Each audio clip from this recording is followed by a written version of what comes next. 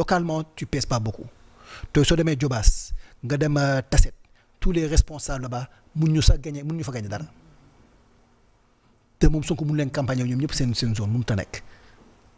su ma la déggee ngay wax dafa mel ni Sonko ak Diomaye stratégie la ñu nekk. ñoo ngi stratégie di teg ci ginnaaw askanu Sénégal mais loolu est-ce que du war aussi d'autant plus que dañ leen a jox exécutif jox leen législatif pour ñu liggéeyal. yéen xam nga war bi fu mu commencé.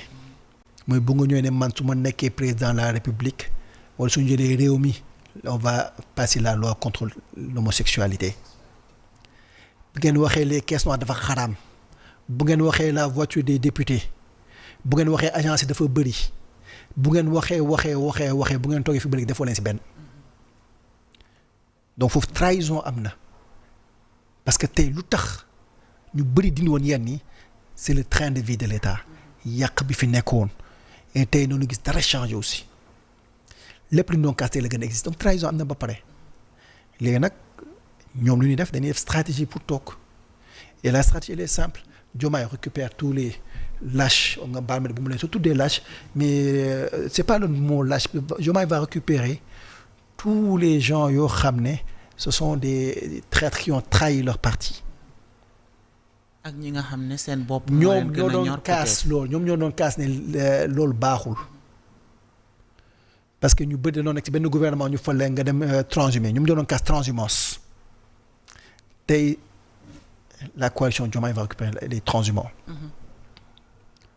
Pour moi les transhumants c'est les gens qui ont trahi ku trahir le mot c'est un traître donc ils prennent les moom mu jaar na la campagne fii jaar fa la campagne.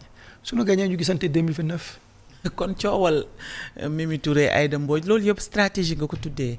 c'est tellement terre à terre parce que xam nga lan la am na lu ma def reetaan tey dafa mel ne tey su def analogie Diomaye mooy président de la fédération Sonko mooy entraîneur de l'équipe nationale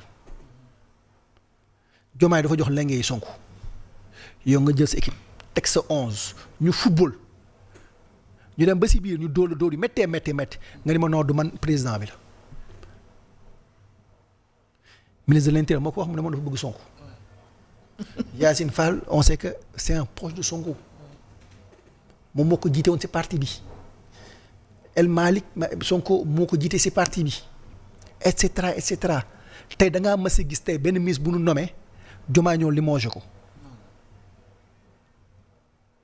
donc tey yow da nga am lenge ba yenn déclaration yu ñu Sénégal yu ñu tàmmoon di gis président di ko def léegi premier ministre moo koy def gën nañu gis des fois gën nañu gis président def yenn déclaration ñun président bi rarement na koy gis de man Diomaye su nga déggee ma wax balaa ma koy déggaat mu wax kenn xamul. peut-être conseil des ministres bu jotee peut-être mu. waaw c'est-à-dire que déclaration yu bëri léegi on voit tout le temps le PM alors qu'avant on était le président. Le président même léegi on dit le PM a reçu alors qu'on va dañuy wax le président a reçu et c'est dommage léegi yow mënoo leen ñëw toog ne dafa am problème seen biir te yaay gérer samay problème seen biir kañ yow tey soo amoon problème ak Sen TV foog naa doo suba doo présenté de waaw léegi yow mu ne da nga am problème ñu lay dooleel ngay doxal normal bañ régler problème bi ba pare. waaw ngay doxal normal sans problème. ba pare ñu dafa am problème amuñu problème ñu dañu stratégie rek le moment venu bu demee ba xamee ne instant bi ni dëkk bi baaxatul mënutul def dara day gën a toogee fa la ne c'est le gouvernement de Diomaye ak nitam yi la ñoo tax dëkk bi doxul jéem a seetal boppam pour 2029 alors que yow munoo nekk tey coach bi teg sa joueur di doxal sa match ba perte ne ni c'est Diomaye loolu nu nga ko nangu. Sonko mooy Diomaye mooy Sonko. en tout cas. waaw loolu lañ ñu jaayoo si c'est un échec commun. dëkk bi su soxul doxulee ñoom ñaar ñëpp la c'est pas Diomaye c'est pas Sonko c'est vous deux. c'est Sonko moo ngi doxal normal Diomaye bàyyi ko lenge yi donc munoo ñëw ne ni tey Diomaye la yow la tey le problème FMI ku wax yow yaa wax Ousmane Sonko c'est pas Diomaye qui a parlé yow yaa wax. dinañ ñëwaat ci FMI léegi ak économie bi mais bëgg naa ñu desandi tuuti ci ay kàddu Ousmane Sonko pourtant su ma la déggee ngay wax moom toutes les cartes sont en sa possession et lan moo tax moom mu yore carte yi ba noppi war a mën a doxalul ba pare teg ci di ñaxtu dégg nga kàddu yi mu yëkkati jëmale ko ci justice bi mu demee Maroc. ñàkk xam moo ko sonal parce que ma jox la ay quelques exemples yu gàtt rek gis nga c'est pas su ma amulee lu ma neex rek na may gën di kaas di jooy moo mel ne xale bu ndaw nga nekk sa kër yaay ñu taal dessin animé bi sa papa ñëw taal journal nga commencé di jooy loolu yu fu xale la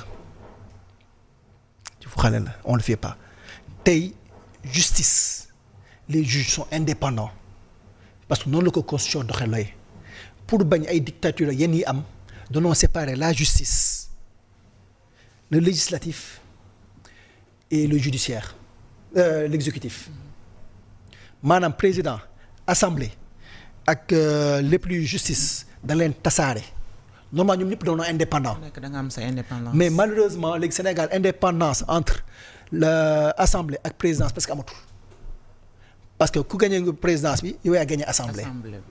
à cause liste majoritaire bi léegi soo amee assemblée da ngay doxalee nu la neexee moo tax y a plus d'indépendance entre ces deux et c'est dommage justice bi fi indépendant ñoom sañoon xas ku nekk sauf justice sañoon laal lu nekk ndax sauf conseil constitutionnel parce que tey fu ñu toogee fii Sonko mën a toog di wax day jël ay jet privé yor ministère am Diomaye ne mooy président conseil constitutionnel moo tax. leen ko permettre. parce que Diomaye Macky Sall bu ñu ko bëggee pousse élection yi conseil constitutionnel moo gën a jàpp datu élection. Ouais. donc loolu bu ko kenn laal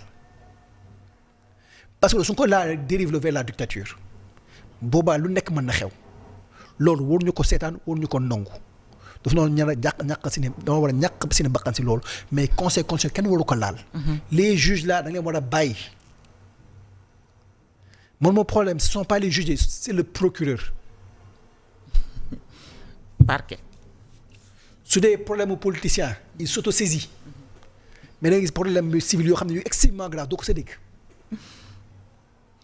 mais tey nii su ma amoon lu ndaw lu may wax ne maa ngi def émission de am na lu ndaw su ma dérapé woon suba mu ñëw autosaisir suba alors que am na ñoo xam ne ñoo ngi xas sëriñ si def lu nekk kenn du leen faale. te duñu gis autosaisine mais da ngay gis nit sax ñu agressé gannaaw suba ñu gracier ko mu génnaat kenn du si opposé wu mais su dee politicien da nga la tëj soo su la doon def bracelet ñu opposé wu su la doon génn ñu opposé wu parce que da nga leen di yàqal ci ñoom lu ñu bëgg et ça c'est pas normal loolu doon kaa wala xeex ñun Sénégalais donc la justice da nga ko war a bàyyi ak indépendance am législative moom bi la gën a fangaara c'est-à-dire que mosuñu gis man le président de l'Assemblée boo xam ne man mosuma gis sama àdduna. borom drapeau yi. yow yaa war a contrôler. exécutif lu muy def. yow yaa dem di justifier. xam nga wax na fi dette cachée. def déclaration de patrimoine caché léegi am sa ay voyage caché Ousmane Sonko bu jëlee benn week-end dem yoonam ku ko dem di justifier. président assemblée moo ko justifier ne réew mi la dem. yow président assemblée soo yoon lu si dafa da ngaa war a justifier premier ministre mu war di muy def ak nu mu def da ngaa bokk si cabinet premier ministre loolu du sa liggéey yow yaa waroon dem laaj ci explication ñu jox la ko nga kii ko wala nga dem assemblée nga tu poses des bonnes questions ñu xam mais yow yaa toog di justifier yaa dafa di justifier dafa dem di jënte xaalis ana accord yu mu signé dafa dem di jënte ay accords yu anamu. faut qu'on arrête la manipulation man keroog maa ngi gis ñu ne Ousmane Sonko dem na Maroc libéré na joueur ay retaan jàpp ma. libéré na supporters yi nga baal libéré na supporters yi. amaat beneen vidéo ñu woo les mêmes gens ne que yéen na libéré mu ne ñun mosu nekk dem prison. doy na waar de. donc dañuy bàyyi yéen les. et dire que ces supporters sont toujours en prison. au Maroc mais pourtant on a vu des vidéos gars yi di wax Sonko génne na ko Sonko génne na ko Sonko génne na ko. on a vu donc les gens parlent des fois vidéo yi dugg ça devient viral. ñoom ils vont pas démentir de. gisuma ñoom ñu démentir non c'est pas vrai mais su dee leneen ak ñoo gaaw bind ne non c'est pas vrai ñun defuñu ko su doon leen lu arrangé wu ñoom ñuy bind lettre démentir ne non c'est pas nous poste communiqué ne lu du ñun. bu ne courant bi da nga kaa yokk ñoom ñoo njëkk a bind ne kenn yokku ko. kenn yokku ko waaye ku fi wax ni da nga kaa yokk da nga lay yóbbu. parce que ça les arrangeait pas mais bii même su dee du dëgg et que ça les arrange dëgg kenn wax.